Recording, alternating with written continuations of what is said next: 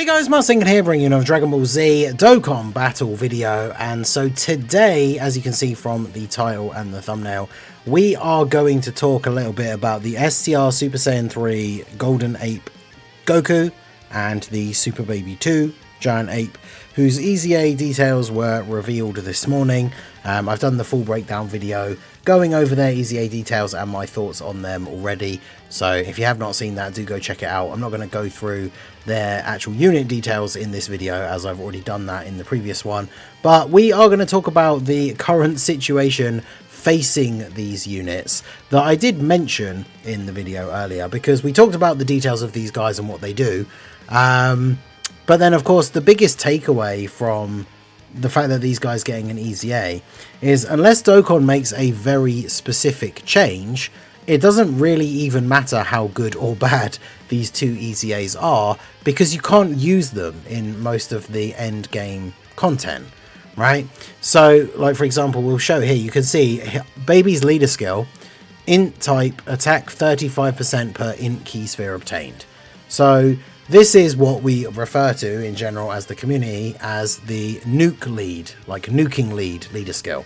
Because this guy, for things like the punching bag event and stuff like that, you would have this guy as your leader, make an int like team, or mostly int, and then characters that change orbs to int, and then when one of your characters picks up all of those orbs, they're getting this massive attack bonus. And then obviously they're able to do a ton of damage. If you run the double nuke leads, like for the main punching bag strategy, you're then getting 70% per int key sphere obtained, and essentially trying to change, ideally on the perfect turn, if you get the orb change and go exactly the way you want, you change the entire field, which is then obviously 23 orbs, and with 70% per orb obtained, you're looking at like 1,610% extra attack, which is what then allows these characters to hit like the 999 damage cap in those kind of punching bag events. So a long time ago, I can't remember exactly when, it's been years, but a long time ago, Dokkan started banning characters with the nuke leader skills from the end game content, because obviously we did have events back in the day where the fight itself was only one phase.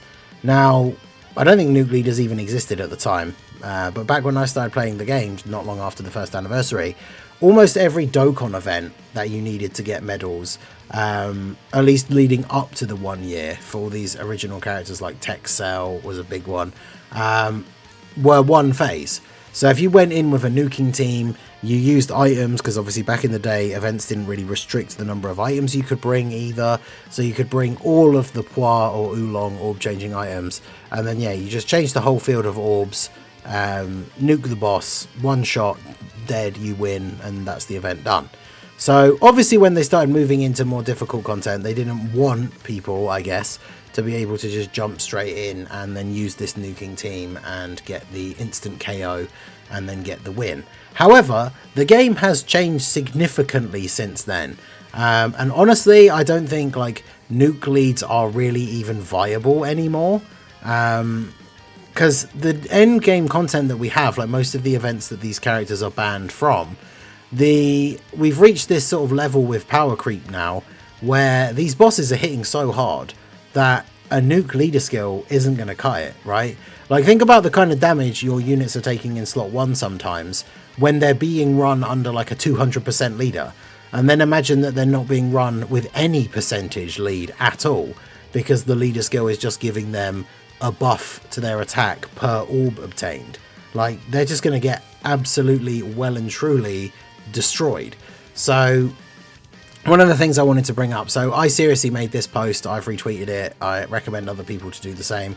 I mean, who knows whether they will see it, whether they take it like it actually gets any traction, but obviously what we want is please change the restrictions of these characters, and ideally all nuke leaders as well, but especially with these guys getting an EZA, like, make them banned only as the leader of the team, right? If they really care that much about the nuking thing, just make it so that you can't go into the event if they're the first unit on your team, right? Which I don't know how difficult from a programming perspective that is. They obviously just went for the blanket ban, like in a certain event you just can't use this character. So I don't know how difficult it is from a coding perspective to make it so that you can use them as long as they're not in the first slot on your team like selection. I imagine that it can't be impossible, right? It can't be that difficult to do. And you can see here, like, the characters, like all these guys, Tech Blue Goku, these guys getting their Easy A, the Physical Vegeta, Int Beerus. I mean, Int Beerus got his Easy A a couple years back with like the Battle of Gods Saiyan Day with Physical God Goku. And even at that time, it's like he got his Easy A. And his Easy A wasn't terrible at the time of release, except for you couldn't already by then, like you couldn't use him in any of the endgame events. I can't even remember what video I actually did to showcase him. I had to jump into some random event that you're probably not really even going to bother playing unless maybe they add some missions to it. So it just seems very, very odd. And obviously so far Dokkan has not made any kind of announcement officially as to whether or not they will be updating or removing or whatever they're going to do this restriction on these nuking style leaders. Because the question that I asked, like I talked about with Minato on the podcast last night, I mentioned it in the breakdown video that I made earlier, but realistically, like, what is even the point of easy A-ing these characters if you can't use them in the endgame content? Like, obviously there are some events you can use them in. Shout out to Joe, posted this image, came up on my timeline, Raldo retweeted it. Some of the events that you can use the nuke leaders in. But like, these are all old events that unless they start adding new missions to, there's like no reason to play these events ever again. The GT Red Zone, one day, we were talking about on stream earlier today, I can't believe I'd forgotten about it until today, but like one day we'll get the GT Red Zone boss rush, because we got the Movie Heroes one ages ago. You'd think we'd get it in this celebration since we're having a GT themed celebration again, so maybe that will come later in part 2 or even in part 3, and then you can at least use them in there. But everything else, it's like the old Broly event from the Worldwide Celebration. I mean, unless you're a newer player, if you were playing the game during the Worldwide Celebration up until now, you've probably done this already, even if you had to go back and do it with like the 10th anniversary characters. Same with Battle Hard and Formidable Foes, this old Blue Zone, the 10th anniversary battle to get the orbs for the anniversary units, and then like the Fighting Legend Frieza. I think all of the Fighting Legend events, you're able to use them. But again, like with the Frieza ones, sometimes they'll add a mission for a certain team, but this event isn't particularly difficult, so it doesn't really matter all that much. So the events that you can use them in, like there are some, but like the events that you can use them in are events that are just not even worth playing anymore unless they add in these new missions. And I know you can say that about anything. Like if you beat the GDC special battle stages, which are like, especially the Rose and Zamasu, now like the hardest fights in the game, you don't have a reason to replay them outside of if they add missions. But those hardest events are usually where it's the most fun, at least for me, and I know a lot of other people, to test out the new units to see how good they are against the fights that are the benchmark of being the hardest in the meta. And you can't do that with these guys because you can't take them into the event. So it doesn't matter how good or bad these guys are. Like I said, like they could be the best new Easy A's number 1 and 2 on a tier list, or they could be completely terrible. And at this point, unless a change is made, like it doesn't matter because you can't really use them anyway. And I wanted to look at, if we go over to the Dokkan info page here, this is for the Rose and Zamasu fight. Right, so this one's probably not the best example because there are 2 enemies, but Rose, like his normal attacks, he hits for 1.2 million. So now imagine that you're going into an event, like say you're going into the Rose and Zamasu event, and they unban nuking leaders, right? So you jump in and you're using double baby leads because you want to try and nuke the event.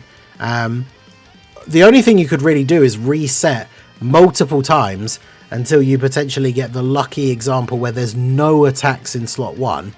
And then even then, this fight has rotation locking, so the character that you want to do the actual nuking might not even be able to go in slot 1. Then you pick up all the orbs. If you can, you one-shot Rose, which I don't even know if you can, right? He's got 400 million HP. In terms of the 999 damage, I'm not actually sure. I'm trying to think, picture it in my head, seeing it written out. Is it 99,999,000 or is it more than that? Because obviously that is just a visual damage cap. But if you were doing the exact 9999 like damage, that isn't even enough to kill him. So the nuking thing has to go way over that. And even then, if that does work and you kill him, you then get hit once by Zamasu at any point during the rest of the rotation and die.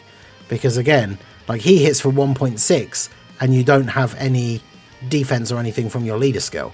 So again, it's not the best example because there's 2 enemies, but like, let's look at the Gogeta stage, right?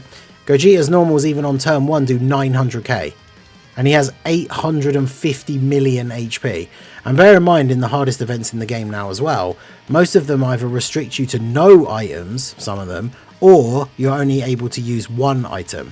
So when it comes to doing a proper full nuking style strategy, you've only got 1 item to use to change orbs, which is of course completely RNG based, unless you're using one of the specific, like, you know, change all STR orbs to AGL or all tech orbs to AGL, whichever one it is. But what if you've got like barely any tech orbs even on that turn? Or if you're using the Chilai one, if we're using AGL orbs as an example, the random change for those items can sometimes be really, really good and sometimes can be completely terrible. And you've got to do all of that RNG on top of the fact that you're already trying to get a run where there's no attacks in slot 1 so that you can actually get your nuke attack off without being killed. So there are some events still, I guess, that maybe would be able to be kind of cheesed with a nuking style team, but the point is none of the real end game content realistically is going to be able to just be steamrolled by a nuking team. With the number of times that these bosses attack, the mechanics that these bosses have with the locking and all that kind of stuff, like nuking is just not viable in these events really anymore. So the idea of these characters being completely banned from being used in these events doesn't really make any sense. And again, as we've already said, if they really, really wanted to, like, just go ahead and make it so that these characters are banned from being the leaders of the team, but can still be on the team. If they really are that worried about nuking style leads, then yeah, just make it so that we can use them on the team as long as they're not the leader. Because the Goku and Baby EZAs seem relatively good. They don't seem anything too crazy. This is what we talked about in the video earlier today. But whilst they're not anything super crazy, they are somewhat decent and could actually be quite useful for the teams that they're on. But as I say, what's the point of them even having the EZAs if you can't run them in the events that you actually want to play? So hopefully there may be some sort of update. I really hope, like, whether it's because they see this in the community and do actually offer some kind of response, or if it is just something that they plan to do all along.